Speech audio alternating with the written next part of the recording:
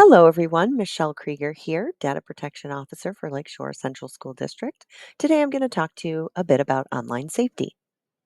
Rather than me telling you why the district needs a data protection officer, let me show you.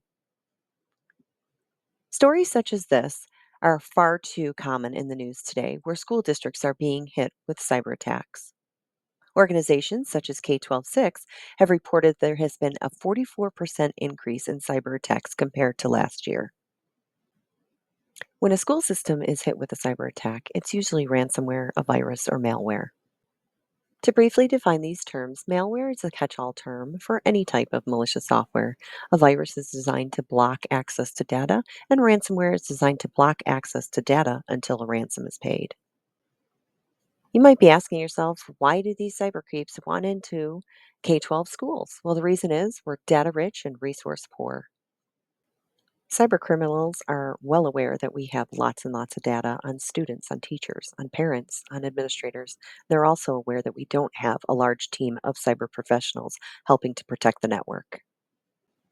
So, simply put, a data protection officer can protect the data in our network and increase the district's security posture. So, what can you do to help? Actually, a lot.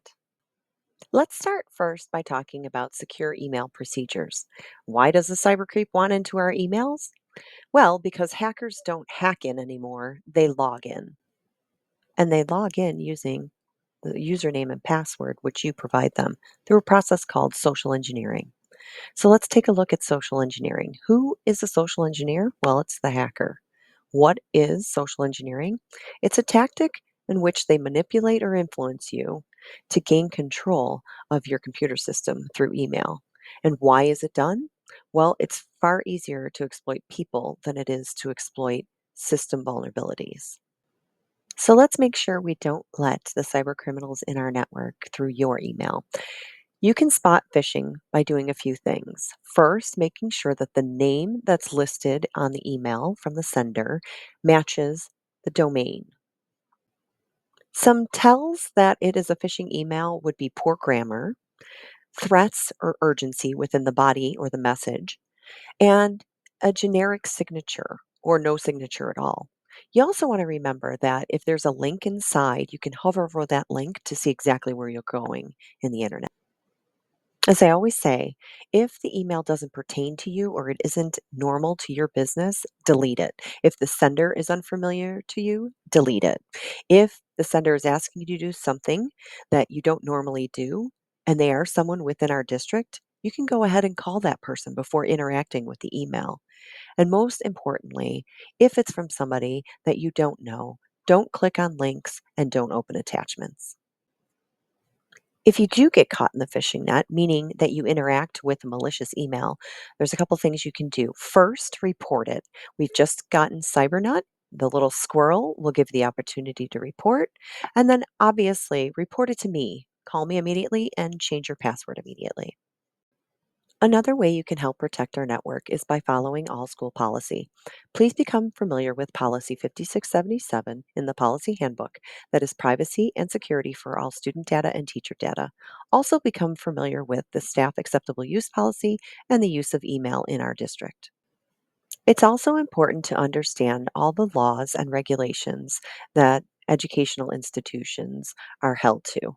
So, we're going to take a look at a few of those laws: FERPA, Ed Law 2D, and the Part 121 regulations. First, let's look at FERPA. In 1974, this law applied to all schools that receive federal funding.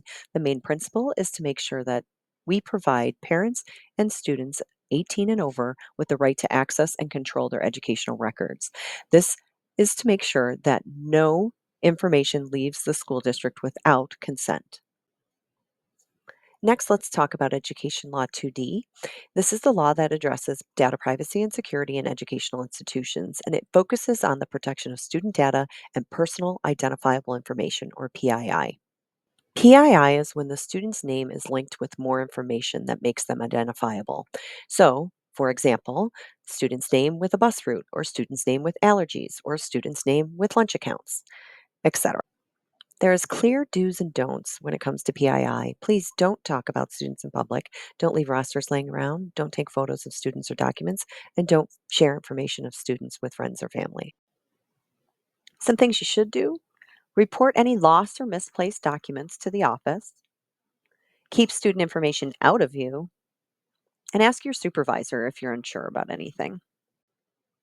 When student information or PII or teacher or principal evaluation data is seen by people who should not be seeing it, it's called an unauthorized disclosure of information, and it needs to be reported.